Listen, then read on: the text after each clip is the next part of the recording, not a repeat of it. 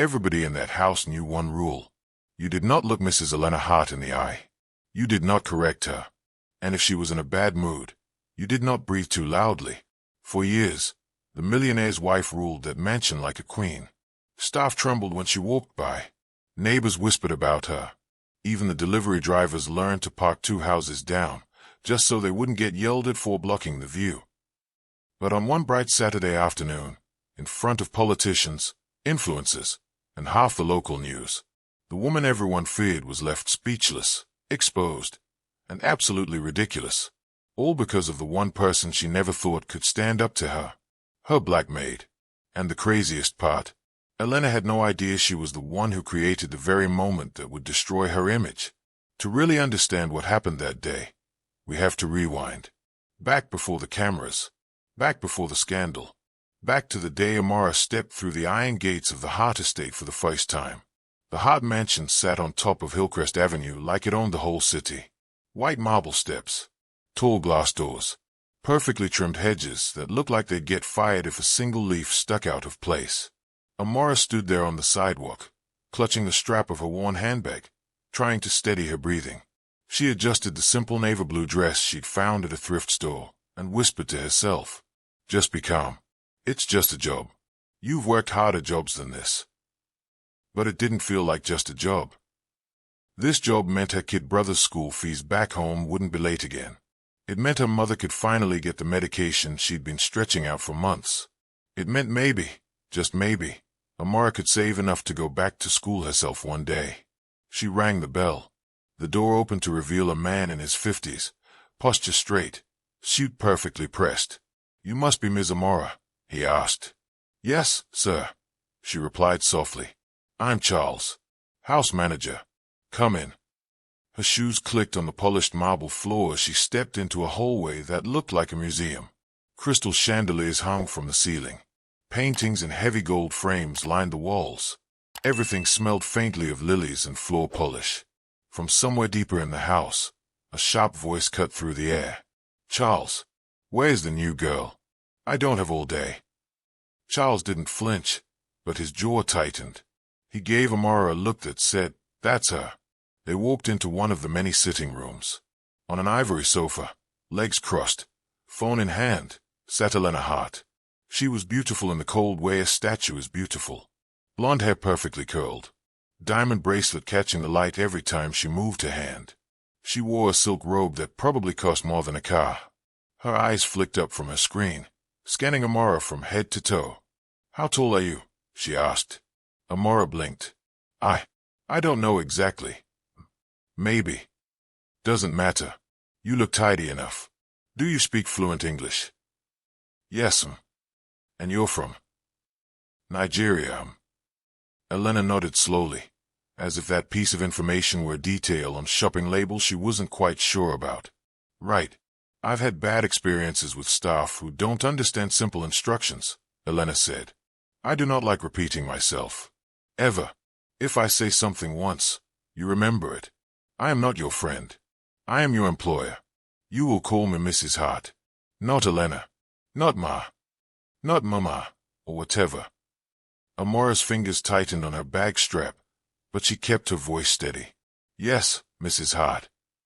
"What did I just say about repeating myself?" Elena snapped. Amara swallowed. "I understand, Mrs. Hart." Charles cleared his throat quietly. "Mrs. Hart, perhaps we can go over her responsibilities." Elena waved a hand. "You'll be in charge of the guest rooms, the upstairs hallway, and my dressing room. Don't touch Mr. Hart's office. You will learn the rest as you go. Charles will show you where you sleep. Uniforms are in the service closet. You start now." She picked up her phone again, already done with Amara, like she'd just finished inspecting a piece of furniture. Charles gave a slight tilt of his head to Amara. "Come with me." As they walked away, Amara felt something heavy settle in her chest. She'd worked in houses before. She'd seen rich. But this felt different. This house didn't just have money. It had fear built into the walls. Over the next few days, Amara learned the rhythm of the Hart household.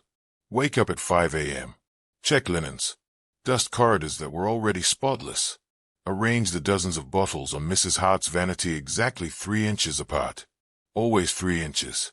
She measured. There was Maria, the cook, who had been there 12 years and could tell what Elena wanted for breakfast based on how loudly her heels clicked on the stairs. There was Louis, the gardener, who lived in a small cottage at the back and spoke more to the roses than to people. And there was Jada, the youngest of the staff, a college student working part-time as a server at events. Rule number 1, Jada whispered to Amara on her second day, as they folded napkins in the kitchen. If Mrs. Hart is upset, dissipate. Become a wall. Become a lamp. Become a... That bad? Amara asked. Jada raised her eyebrows. Girl, you have no idea. You see this sky? She pointed to a faint white line near her wrist. Dropped a plate during last year's Christmas party. She threw another one.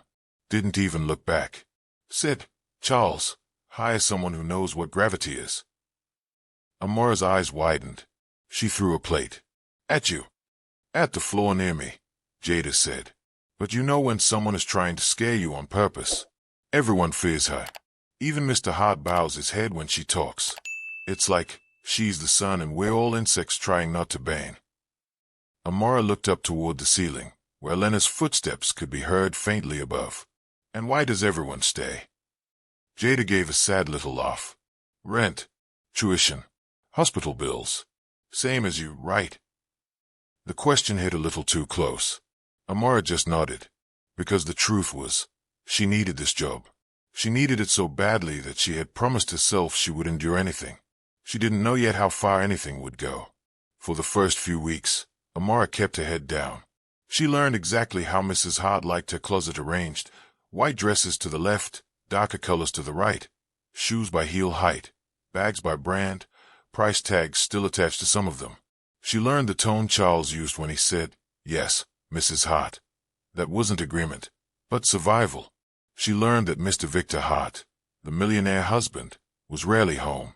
When he was kind, always greeting the staff by name, asking, how's your family? In a way that sounded like he actually meant it. But he was also absent. His eyes were always on his phone, his mind clearly in boardrooms and stock markets, not in the house he'd built. And she learned something else. Sometimes, when Mrs. Hart thought no one was watching, the hardness on her face slipped. In the reflection of a glass door, or in the soft light of the late afternoon, Amara would catch her staring out at the garden, expression empty, shoulders slightly drooped. Then she'd see someone approaching, and the mask would snap back on. Louis, that hedge is uneven. Do you want the neighbors to think we're farmers? Maria, this coffee is lukewarm. Do you understand the word hot? Amara, there's a fingerprint on the mirror in my dressing room. I can see it from here. Are you blind? It was exhausting to be around. Not just the work, the constantly walking on eggshells. You know that feeling, right? When someone's mood controls the entire room. When you find yourself holding your breath, waiting for their reaction, even if you didn't do anything wrong. That was daily life in the Hart mansion. The first sign of real trouble came one Thursday afternoon. Amara was in the dressing room, polishing the glass countertop, when she heard Mrs. Hart talking loudly on the phone in the bedroom next door. At first, she tried not to listen. Staff weren't supposed to hear private conversations. But you know how it is. Words find their way through half-closed doors. I don't care how you do it, Daniel, Elena said, her voice tight. Just make sure the board never finds out about that account. Do you understand? If the donors catch a hint, we lose everything. A man's voice replied faintly. Amara couldn't hear the words, just the tone, rushed, nervous. The press thinks I'm the face of compassion now, Elena continued. If anyone ever discovers those funds were redistributed, my reputation will be destroyed. We are not having this conversation again. Fix it. There was a sharp click as she hung up. Amara froze, cloth in hand. Funds. Donors. Redistributed. She'd seen Mrs. Hart on TV a few times since starting the job. Elena ran a charity foundation supporting domestic workers and underprivileged women. The local news adored her. They called her an angel with a credit card. Amara remembered one particular video. There had been a montage of Elena hugging crying women in cheap uniforms, handing out envelopes, posing in front of a banner that said, "Dignity for Domestic Workers." In the kitchen, Maria had rolled her eyes when she saw it. "What?" Amara had asked. Maria lowered the volume. "She gives out gift cards twice a year and acts like she cured poverty. Meanwhile, I didn't get my overtime pay for the last 3 months." Now, hearing this conversation, Amara felt something twist inside her. Is she stealing from her own foundation? From donations that are supposed to help people like us?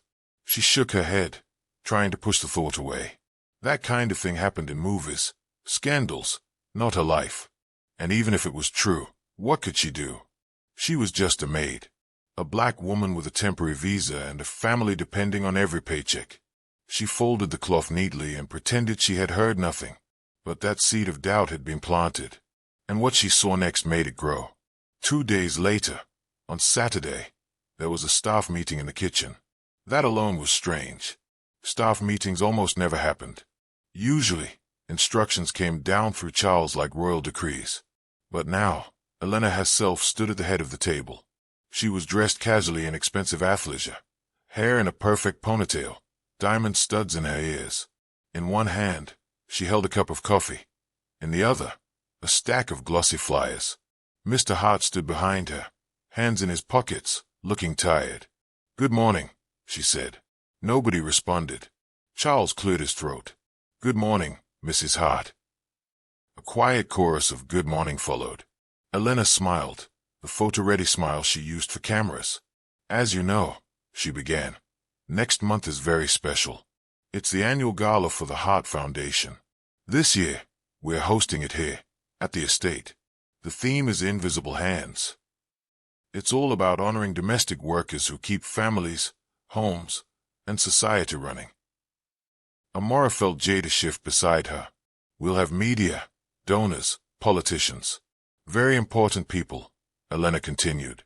"Which means this house must shine.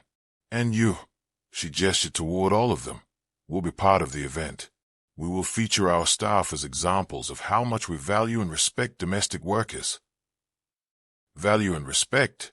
Amara thought about the plate Jada almost got hit with. She kept her face neutral. "You will sign these consent forms," Elena said, holding up the flyers. "There will be photos, interviews, maybe some video segments. In return, the foundation will make a donation to a worker support program of your choice." She started passing the forms around. Amara glanced at hers. It was full of legal language. By signing, you agree to appear in any and all promotional content, waive rights, no financial compensation, perpetuity. Her English was good, but it was the kind of text that made your eyes blur. Someone raised a hand. It was Lewis. "Mrs. Hart, what if we don't want to be on camera?" he asked softly. Elena's smile stayed on her lips, but her eyes hardened. "Then you're free not to sign," she said. "You're also free to find employment where your contributions are not celebrated. Up to you." The kitchen went silent. That's when you realize what power really looks like. It's not always shouting. It's not always threats. Sometimes it's a gentle smile and the word free, when everyone knows they're anything but. Slowly, one by one, the staff signed. Not because they wanted to, because they felt they had no choice. When the form reached Amara, she stared at the line where her name should go. Her heart pounded. Is this how it starts? She thought. They use our faces for their stories, our lives for their image. She thought of her mother's voice from their last call. Just keep your head down, my child. Get your money. Come home safe. She signed, and that signature would come back later in a way she never expected. That night, Amara lay in her narrow staff room bed, staring at the ceiling.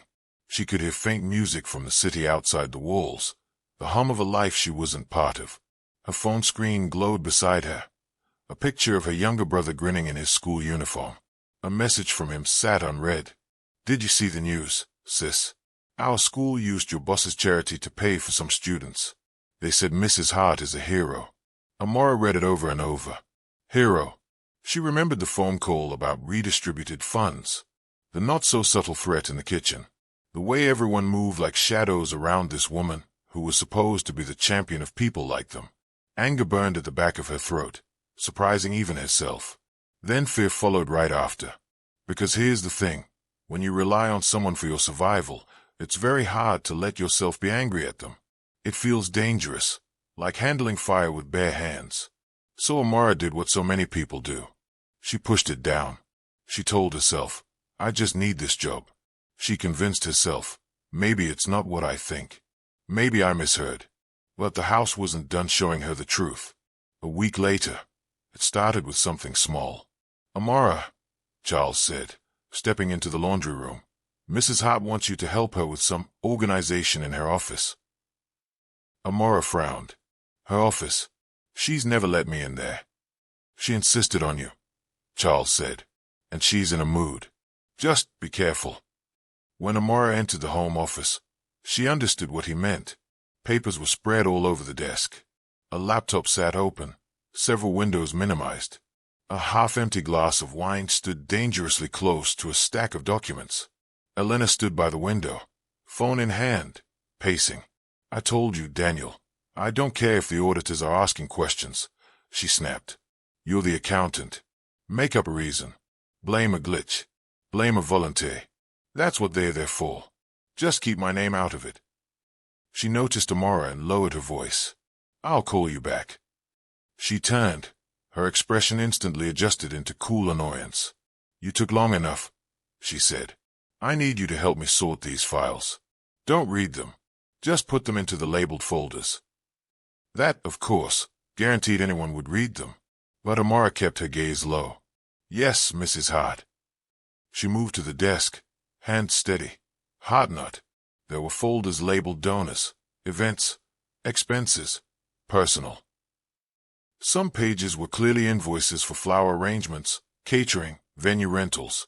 But then, she saw a stack of printouts from the foundation's bank account. Her eyes flicked over the numbers. Large deposits from donors. And then, transfers. Not to shelters or support programs, but to Hart Lifestyle Consulting LLC, Hart Luxury Events, Hart Private Holdings. Her fingers paused. They looked like company names, but they also sounded a lot like personal businesses.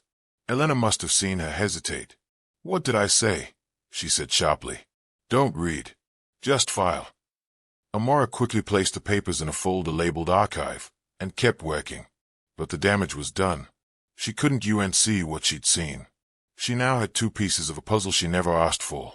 A phone call about redistributing donor funds, and paperwork showing donations flowing into shell companies likely tied to the Harts themselves. She walked out of that office with her hands empty and her mind full. And once you start noticing cracks, you start seeing them everywhere. Over the following weeks, little things added up. Vendors calling, asking when they'd be paid. I sent the invoice 3 months ago, Mr. Charles, a florist said one afternoon at the door. Mrs. Hart told us to build the foundation. We did. Nothing. Charles would give polite smile. We'll look into it. Delivery drivers whispering about checks bouncing. A young woman in a cheap blazer coming to the door, asking timidly if she could speak to someone about her unpaid stipend from the foundation's training program. She left with nothing but a tissue from Maria and a promise from Charles that he'd mention it. On TV, though, Elena's image only grew brighter. The foundation's Instagram was full of glossy photos. Elena, in a white suit, standing among women in uniforms. Elena, cutting a ribbon. Elena, sitting on a panel about ethical domestic labor, nodding solemnly. The caption on one post read, "Behind every successful home is a domestic worker whose dignity must be honored." Invisible hands. Amara stared at that caption one evening in the kitchen. Jada looked over her shoulder. You see it? I see it, Amara said. You feel it? Jada pressed. I feel it, Amara admitted. It's like living in a movie set, Jada said quietly. Everything looks pretty from the outside, but behind the scenes, people are bleeding. Amara chuckled sadly. You're very dramatic, you know. Maybe, Jada shrugged. But tell me I'm lying. Amara couldn't. And what she didn't know was that bleeding was about to become hers. 2 weeks before the big gala, the house went into overdrive. Extra cleaners came in to polish every surface twice. Massive white tents were erected in the garden. Florists walked in and out carrying buckets of roses that matched the color of Elena's chosen gown. Deep red. The color of power, she said. News crews came to do pre-event interviews. They filmed Elena in the grand foyer, walking gracefully down the staircase, talking about her passion for giving back. And in the background, blurred, careful not to look at the camera, Amara and the others dusted, carried, arranged. That's the irony, isn't it? The ones making everything perfect are always cut out of the frame. One evening, after the crew left, Amara went up to the dressing room to put away some jewelry. Elena's collection was excessive. Necklaces, bracelets, rings, all arranged in velvet-lined drawers. Amara opened the top drawer. There was a diamond necklace Mrs. Hart had worn for an exclusive dinner last month. It had gleamed against her throat as she laughed at a joke someone made about people who work with their hands instead of their minds. Jada had muttered in the kitchen, "My hands pay your bills," but of course, no one heard. Now, the drawer was oddly empty. Amara frowned. She checked the inventory list taped under the velvet tray, like Charles had taught her. The necklace was listed. Maybe Mrs. Hart was wearing it? No, she'd been in sweats all day. Amara shrugged it off, closed the drawer, and finished her chores. The next morning, the storm hit. Everyone to the sitting room. Now, Elena's voice rang through the house like an alarm. Amara dropped the stack of towels she was carrying and hurried down the stairs. The other staff members were already gathered, standing in a line by the wall. Elena stood in the center of the room, arms crossed, jaw clenched. On the coffee table in front of her was an empty velvet jewelry box. Charles stood behind her, looking pale. Mr. Hart was there too, phone in hand, eyebrows drawn together. "Last night," Elena began, her voice trembling with rage she was trying to control, "I went to my jewelry drawer to select pieces for the gala, and I discovered that this box," she picked it up, "was empty." She opened it dramatically. The inside was lined in silk, but bay. "This box," she said, "should contain a diamond necklace worth more than the cars of everyone in this room combined." Silence. You could almost hear hearts pounding. Elena's eyes swept over the staff. "So I will ask once. Who stole it?" No one moved. Maria clutched the edge of her apron. Louis stayed at the floor. Jada bit her lip. Amara's throat went dry. "Mrs. Hart," Charles said carefully, "I'm sure there's an explanation. Perhaps it was sent for cleaning. Insured appraisal. You sometimes have them." "Are you calling me forgetful?" Elena snapped. "No, I know exactly what I have and where I keep it. And last week, it was in my drawer." Her eyes landed on Amara. The last person who cleaned that drawer was who? Charles hesitated. "Elena," Victor said, stepping forward slightly, "let's not start accusing people without." "Who?" she repeated, louder. Charles swallowed. "Amara." Elena smiled without warmth. "Of course," she said. "The new one." All eyes turned to Amara. Her heart hammered so loudly she could hear it in her ears. "I didn't take anything, Mrs. Hart," she said, forcing her voice to stay calm. "I cleaned the drawer, yes, but I've never touched your jewelry." Elena took a step closer, heels clicking on the polished floor. "Do you know what I do, Amara?" she said quietly. "I bring dignity to women like you. I give you opportunities. I put food on your family's tables. And this," she held up the empty box, "is how you repay me? By stealing from me in my own home." Anger flashed through Amara. "With respect, you pay me for my work. That's not charity. That's a contract. And I did not steal from you." A small gasp came from somewhere behind her. No one ever spoke back to Mrs. Hart like that. Ever. Elena's eyes darkened. "You're very bold for someone in your position," she said. "Charles, call security. And the police." "The police?" Amara repeated, stunned. "For something I didn't." "For theft," Elena said. "Of course. We'll let them sort it out. I'm sure they'll be very interested in your immigration status as well." That last sentence hit like a punch. It wasn't just about a necklace anymore. It was about power, about papers, about the quiet threat that could send her life crashing down. Victor stepped forward. "Elena, That's enough. We don't know she took anything. We should check the inventory, the safe. Why are you always defending them? Elena snapped at him. Is it the guilt? Does it make you feel like a better person to act like their savior? She turned to Amara. You will stay in the staff quarters until the police arrive. If you run, it will only make you look more guilty. For a split second, Amara considered it. Pack her bag. Run. Dissipate. But something inside her tightened instead. Maybe it was all the times she'd seen people like her used for pretty stories. Maybe it was the memory of that caption, Invisible Hands. Maybe it was the thought of her brother seeing a headline about her being a thief. She straightened her back. I won't run, she said, because I didn't do it. And I will prove it. Elena scoffed. Oh, and how will you do that? Amara met her gaze. For the first time, she did not look away. By showing everyone who you really are, she said quietly. If you think that sounds dramatic for a maid in a mansion, you're not wrong. But that was the moment everything changed. Looking back, it was the line that drew the battlefield. The police came. They searched Amara's room, her bag, her pockets, every inch of her tiny space. They found nothing. Still, one of the officers took notes, asking questions with that polite suspicion that makes you feel guilty even when you haven't done anything. Have you ever been in trouble with the law? Any reason Mrs. Hart would lie about this? Do you have anyone who can vouch for where you were last night? I was here, Amara said. Working. The cameras should show that. Cameras? The officer asked. Charles nodded.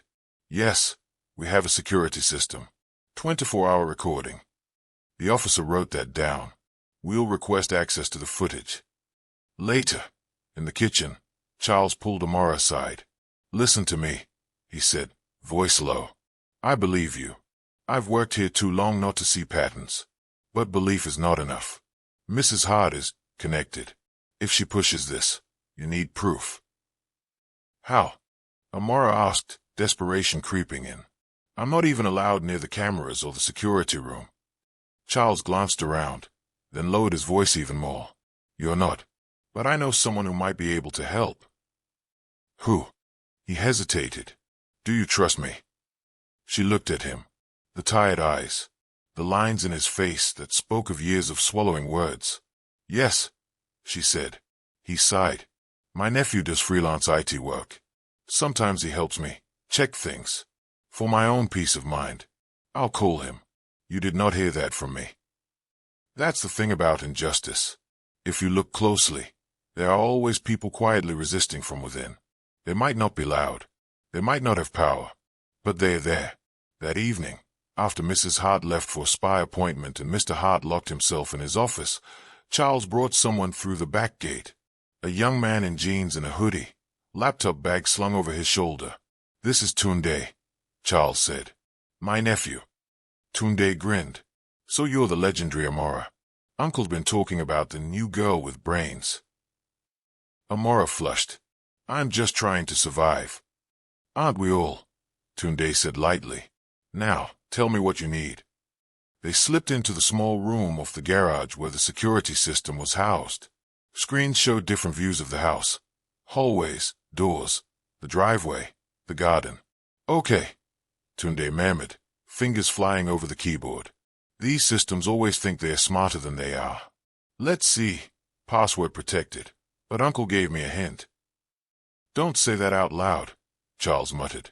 Within minutes, Tunde was pulling up archived footage. What day was it? He asked. 3 days ago, Amara said. Around 8 p.m. That's when I finished in the dressing room. They watched the timeline, fast-forwarding through black and white footage.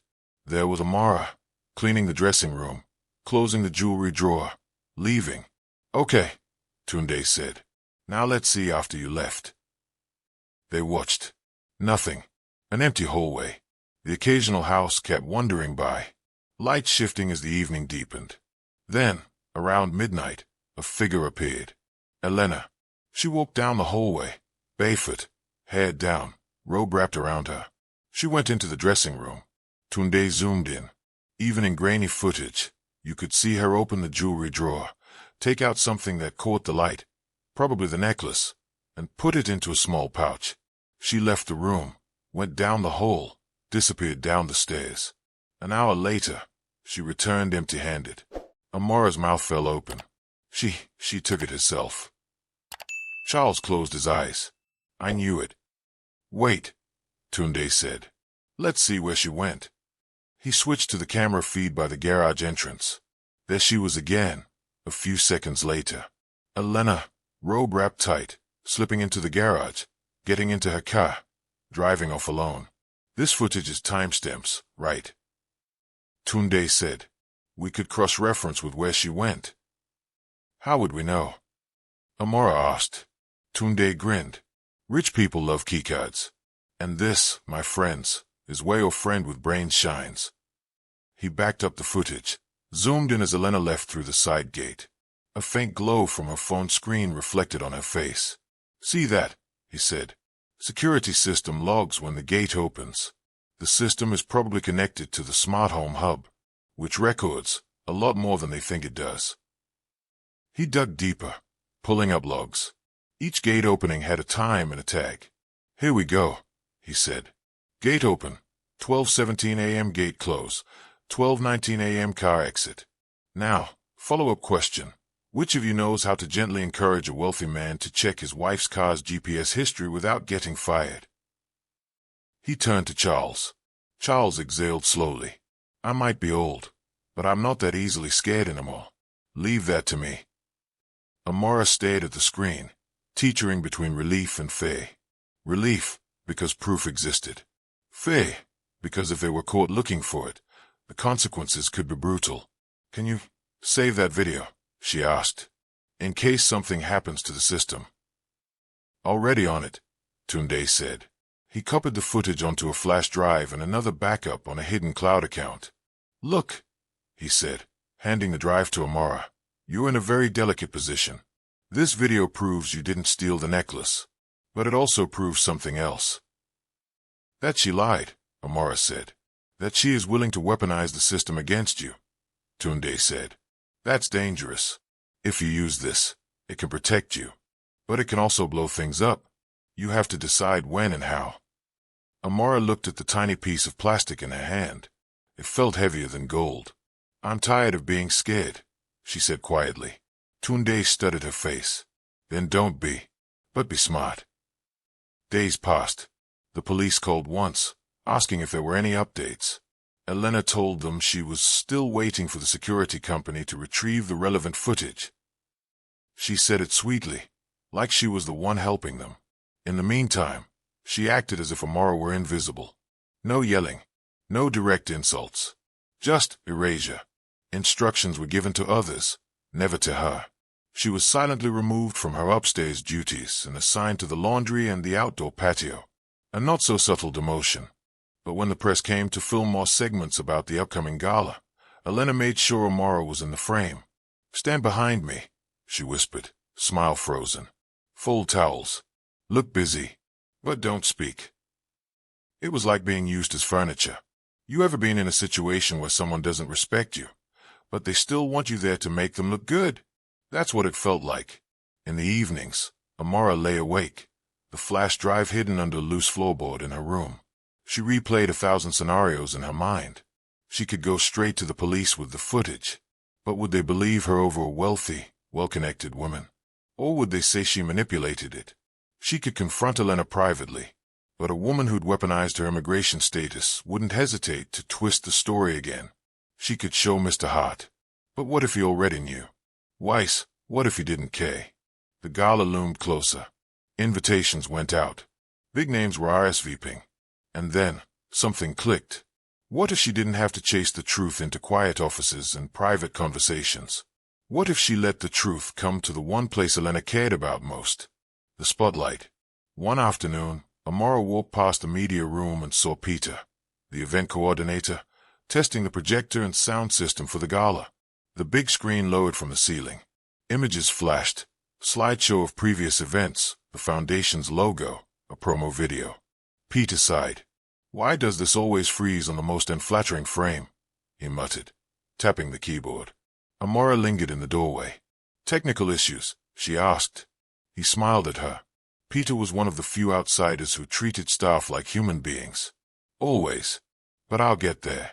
We're running a video presentation from this laptop during Elena's speech. Last year, the sound cut out halfway through the CEO's big line.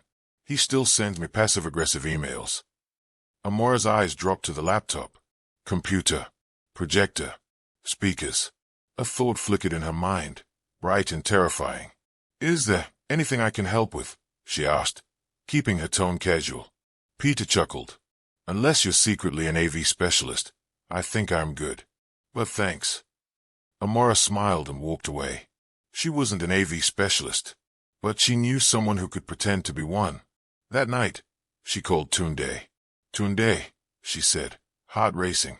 I think I know when to use the video. When the day of the gala finally arrived, the hot mansion didn't look like a house anymore. It looked like a movie premiere. Valet attendants lined the driveway. Spotlights swept across the night sky. A red carpet stretched from the curb to the front door. Guests arrived in gowns, suits, and smiles so bright they could blind you. Inside, staff moved like choreography. Trays of champagne floated through the crowd. Strings played softly in the background. In the mirror behind the bar, you could see Elena, in that deep red gown, greeting donors with air kisses. You look stunning, Elena, one woman said. You're too kind, Elena replied, hand pressed modestly to her chest. I'm just so honored we can use our blessings to uplift others. Every word she said sounded polished, rehearsed. Mr. Hart stood beside her, suit impeccable, smile a little strained. On one side of the room, a banner read, Hart Foundation Gala, Invisible Hands. And beneath that banner, like decorations, stood the staff. Amara in a crisp uniform, Maria in a black dress, Louis, uncomfortable in a tie, Jada, tray in hand. On the program, their names were listed as our family. That's the word wealthy people love to use for staff, isn't it? Family. Right up until something goes missing. The schedule for the evening was printed on glossy cards. 7 p.m. cocktail reception. 8 p.m. opening remarks by Mrs. Elena Hart. 8:20 p.m. Invisible Hands video presentation. 8:30 p.m. testimonies from domestic workers. 9 p.m. dinner. When the clock struck 8, the lights dimmed slightly. Peter took the microphone. Ladies and gentlemen, please find your seats. Tonight, we celebrate the people who make our homes, our lives, and our communities work. To begin, please welcome the founder and heart of the Hart Foundation, Mrs. Elena Hart. Applause filled the room. Elena walked up to the stage, the train of her dress flowing behind her. She smiled, waved, placed a hand on the clear acrylic podium. Good evening, she began. Her voice, amplified, floated through the hall. When I started this foundation, I had one simple belief, that no person who works to care for a home should ever feel invisible. As she spoke, cameras from local news stations rolled. Photographers snapped pictures. Amara stood at the back, near the audiovisual station. Next to her, Tunde wore a black shirt and a lanyard that said event support. Peter had been delighted to have extra help and hadn't asked many questions. Amara's palms were sweaty. The flash drive in her pocket felt like it was burning a hole through the fabric. You okay? Tunde whispered. No, she whispered back. But I'm ready. On stage, Elena continued. Our staff are not just workers. They are family. We trust them with our homes, our children, our lives. Amara felt Jada shift uneasily beside a table. Tonight, Elena said, you will hear stories from some incredible women and men. But first, we've prepared a short video to remind us why these invisible hands deserve to be seen. Applause again. Elena stepped aside. The lights dimmed further. The big screen behind her glowed to life. Peter tapped his laptop. Video 1, he murmured. But on his keyboard, subtle, unseen, Tunde pressed a different key combination.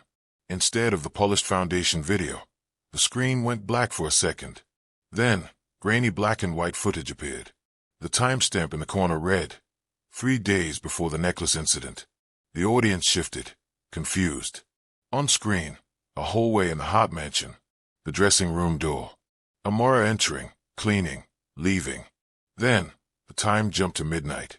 Elena, in her robe, entered the dressing room, opened the jewelry drawer, took out the necklace, placed it in a pouch, and left. A murmur rippled through the room. "What is this?" someone whispered. On stage, Elena froze. Her smile flickered, then vanished. The footage cut to the garage angle, Elena slipping through the gate, getting into her car, driving off. Then a still frame, Elena's face, caught in the side mirror reflection. The room went dead silent. You could feel the air change. That thick, electric silence when everyone realizes they are seeing something they were never supposed to see. Elena stepped toward Peter, hissing into his ear. "Turn that off. Turn it off right now." Peter frantically hit keys. But the system wasn't responding, because Tunde had locked it, just for a moment. On the screen, text appeared over the frozen image. Invisible hands. Then, the second video started. Audio, this time. The recording from the office. "I don't care how you do it, Daniel. Just make sure the board never finds out about that account. If the donors catch a hint, we lose everything." Elena's own voice echoed through the hole. Invisible hands. The narrator's voice, Tunde's, slightly disguised, said over the footage, "Do the work." But sometimes, those who claim to honor them do something very different behind closed doors. Gasps now. Someone near the front, one of the donor women, covered her mouth. "Is that, Is this some kind of joke?" I thought this was the promo video. Up on stage, Elena slammed her hand on the podium. "Turn it off," she yelled, her polished persona gone. "This isn't unauthorized. This is hacked. Victor, do something." Mr. Hart stood slowly, stunned, eyes glued to the screen. The video split into a side-by-side view. On the left, footage of Elena hugging women in uniforms, handing out envelopes, smiling for the cameras. On the right, vendors at the door, asking politely for overdue payments. The young woman in the blazer leaving with tears in her eyes. Staff flinching as a plate shattered near Jada's feet. It was like watching two versions of the same person at once. The narrator's voice continued. "You've heard the speeches, seen the Instagram posts. But what happens when the ones with the cameras aren't watching?" At the back of the room, a few journalists had instinctively lifted their phones, recording the screen, the reactions, everything. Elena lunged toward Peter's laptop, but Tunde gently intercepted, hands raised. "It's frozen. I'm trying." "Oh, save it," she snapped. "You're fired. All of you are fired." Her voice cracked on the last word, and in that crack, something else slipped out. "Faye." Finally, the video faded to black. On the screen, white text appeared. "They call US invisible, but we see everything." Then nothing. Lights slowly rose. It was the most awkward end-of-video moment you can imagine. People shifted in their seats. Some looked down, pretending to read their programs. Others stared at Elena, eyes narrowed, waiting. In that fragile silence, another sound cut in. The click of a microphone. Everyone turned. Amara stood at the side of the stage, holding a handheld mic. Her hands trembled, but her voice, when she spoke, was clear. "Good evening," she said. "If you've ever spoken in front of a crowd that didn't expect you to talk, you know that first second is the worst. Your heart is doing backflips. Your brain is screaming at you to run, but your mouth is already opened, and there's no going back. My name is Amara," she said. "I'm one of the people Mrs. Hart calls family. I clean the rooms you never see. I walk the halls you don't notice. And a few days ago, I was accused of stealing the necklace you just saw her take herself." A wave of whispers. Elena whipped around. "You put that video together," she spat. "You think this proves anything? This is illegal. She hacked my system. She's lying." Amara looked at her. "No," she said calmly. "The cameras are yours. The house is yours. The footage is yours. I just refuse to stay invisible to it." She turned back to the audience. "Many of you came here tonight because you care," she said. "You wrote checks. You believed the speeches. You wanted to help people like us. People who cook your meals, clean your homes, raise your children while ours grow up far away." She took a breath. "When Mrs. Hart accused me, she was ready to have me arrested, deported, My name ruined. Over a lie. And she knew the system would probably believe her over me. Because I am a maid. Because I am black. Because I do not have what she has. The word hung in the air. Black. Not as a slur, not as a stereotype, but as a fact of her identity and experience. Elena laughed, a sharp, brittle sound. Oh, please, she said. Now you're going to make this about race. About class. This is absurd. This girl is clearly framing me. Victor, say something. All eyes turned to Mr. Hart. He had his phone in his hand, the security system app open. The recorded footage paused on it. He'd been checking it. He'd seen the same thing everyone else had. Elena, he said slowly, did you take the necklace? His voice was soft, but in the microphone, it echoed. She stared at him. Of course not. You know me. You know I wouldn't. The footage, he said, doesn't lie. She opened her mouth, closed it, opened it again. The perfect, unshakable wife, shaking. Someone in the crowd coughed. Someone else stood up. One of the donors, a woman in a navy dress, hair streaked with gray. Excuse me, she said, voice steady. If what we just saw is true, then I have a right to ask, have my donations been used to help workers, or to pay for gowns and jewelry? Elena's face turned red. How dare you, she snapped. You think you can come into my home and accuse me based on some edited video made by a... She stopped herself just in time from saying something she couldn't take back. A maid. Amara supplied quietly. Say it. It's what you think, isn't it? Maid. That's what I do. It's not an insult. It's work. Honest work. The question is, what do you do, Mrs. Hart, when you think no one will see? The room held its breath. You know those moments where the power in a relationship flips? Where the person who always had the upper hand suddenly looks small. That was this. Because in front of all her donors, all her followers, and all her cameras, Elena Hart looked ridiculous. Not because of her dress, not because of her makeup, but because the truth made her hypocrisy visible. And she had no script for that. Security eventually managed to cut the feed to the projector. Peter, pale and sweating, whispered apologies to everyone, his career flashing before his eyes. But the damage was already done. Journalists swarmed Mr. Hart and the donors, asking questions. Did you know about this? Will there be an investigation? Do you still stand by the foundation? Elena tried to regain control. There has been a terrible misunderstanding, she said into a microphone someone handed her. These videos were stolen and manipulated by a disgruntled employee. I have always taken my charitable work seriously. Her voice broke. Because behind her, on the big screen that hadn't fully powered down, her face was still frozen in black and white, clutching the stolen necklace. You can't PR your way out of your own reflection. Guests began to leave. Some walked out quietly, eyes down. Others stopped to speak to Amara, murmuring, "Thank you for your courage," slipping business cards into her hand. Out of the corner of her eye, she saw police officers arriving, not to arrest her, but to respond to calls about a possible fraud situation. For once, they weren't being aimed at the maid. They were looking for the millionaire's wife. Later that night, long after the last guest left and the chandeliers had stopped buzzing with the heat of so many bodies, the house was quiet. Too quiet. Amara sat in the kitchen with Maria, Jada, and Louis. Charles hovered by the door. No one quite knew what to do. "Are we fired?" Jada whispered.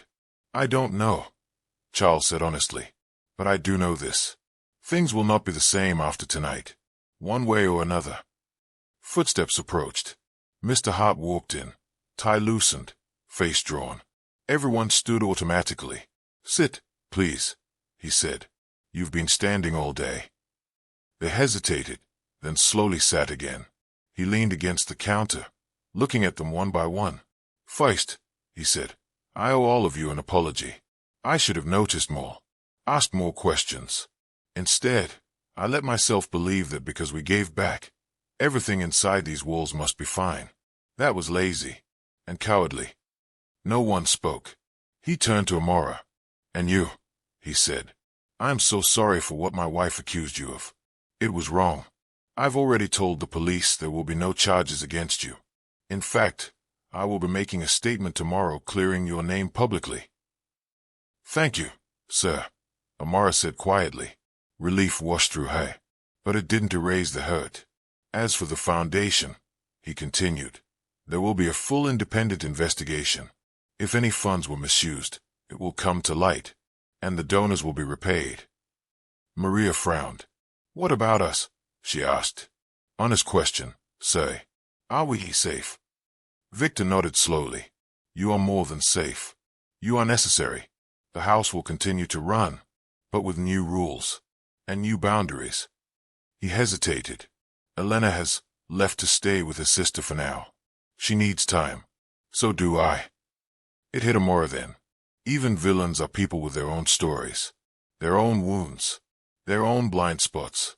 That doesn't excuse what they do, but it reminds you that justice is not just about punishment. It's also about truth and change. I know nothing I say tonight can undo what's been done, Mr. Hart said. So instead, I'm going to ask one thing. Help me rebuild this properly. If you see something wrong, you can come to me directly. No more fey. No more looking the other way because it's easier. They exchanged glances. It was a big promise. Would he keep it? Only time would tell. But for the first time since she arrived at the mansion, Amara felt something new in the air. Possibility. Months passed. The scandal hit the news the next day. Local headlines read, Charity Queen under fire. Hart Foundation faces fraud investigation. Secret footage exposes Millionaire's wife. Domestic worker clears her name, raises questions about abuse of power. Some people defended Elena online, calling it a smear campaign. Others, especially domestic workers and their families, filled comment sections with stories. She's not the only one. This happens more than you think. I'm so grateful someone finally said something. The foundation's operations were temporarily suspended. An independent audit confirmed what the footage had suggested. Large portions of donation money had been diverted into for-profit companies linked to the Harts. Some expenses were genuine. Others were questionable, to say the least. A lawsuit followed. Board members resigned. Sponsors pulled out. Victor cooperated with investigators, distancing himself from his wife's decisions. Whether he truly hadn't known or had chosen not to know, only he and his conscience understood. As for Elena, she largely disappeared from public view. No more Instagram posts. No more interviews. Rumors swirled, divorce, rehab, spiritual retreats. No one knew for sure. What people did know was this. The women everyone had admired as a champion of domestic workers had been made to answer, at least in part, for the harm she'd caused. And the person who forced that answer was the maid. A year later, the Hart mansion looked different. Not on the outside. The gates were still high. The roses were still blooming. But inside, subtle shifts had reshaped the energy. Staff now had written contracts, reviewed by an outside organization. Overtime was tracked and paid. Suggestion boxes weren't just for show. They led to actual changes. Once a month, there was a staff meeting where everyone's voice was heard. Not just Charles.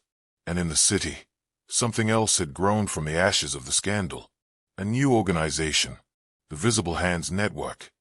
Its mission, to advocate for fair treatment and legal protection of domestic workers in affluent neighborhoods, to offer legal advice, emergency funds, and a safe place to report abuse.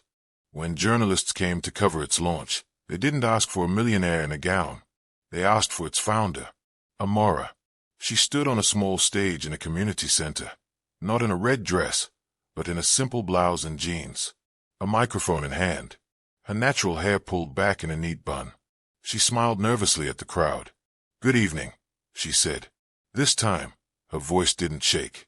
"Many of you know a piece of my story. But this network is not about one mansion or one scandal. It's about all the houses where the work is done in silence, where hands are invisible until something breaks." She looked out at the faces, maids, nannies, gardeners, cooks. Some had wrapped hair. Some had tired eyes.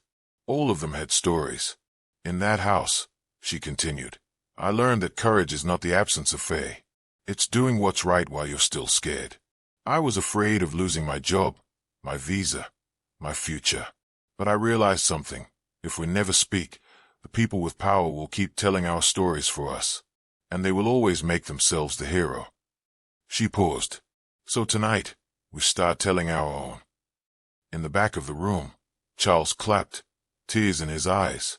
Beside him, Jada filmed on her phone, whispering, "This is going to go viral." Outside the camera's view, a car idled. Inside it, a woman watched through the window. Elena. Her hair was pulled back in a simple ponytail. No diamonds. No red gown. Just a coat buttoned to her neck, hands clenched in her lap. She watched Amara on the makeshift stage, listened faintly to her words.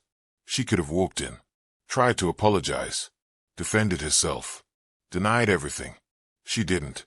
She just watched, eyes glistening, not with the practiced tears she could summon for the cameras, but with something raw. Regret, maybe, or the beginning of it.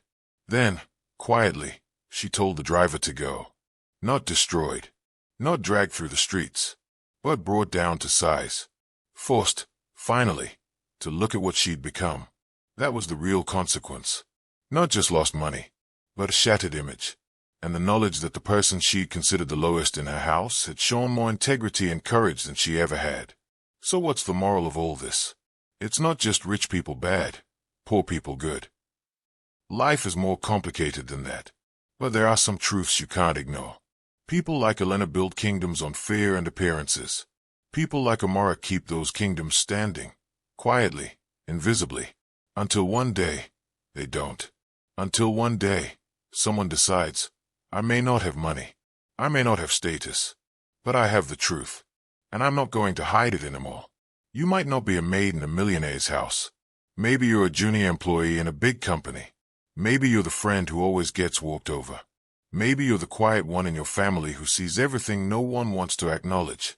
But you know that feeling, don't you? The one where you think, if I speak up, I could lose everything. If I stay silent, I lose myself. Here's what Amara's story says to you. Your voice is not small just because your title is. Your truth is not weaker just because your paycheck is.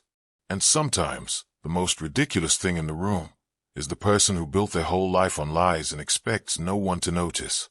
If you believe dignity matters more than diamonds, if you believe real kindness is how you treat people when there are no cameras, if you've ever felt invisible in a world that only claps for the powerful, you're not alone. There are millions of invisible hands out there, and every time one of them refuses to stay silent, the world gets just a little bit more honest. If this story hit you in any way, if it made you angry, or hopeful, or reminded you of something you've seen, take a second before you go. Drop a comment with one word, visible. Share this with someone who needs courage. And if you want more real stories like this, about power, truth, and the people nobody talks about, make sure you subscribe. Because trust me, this isn't the last time someone the world ignores is going to turn everything upside down.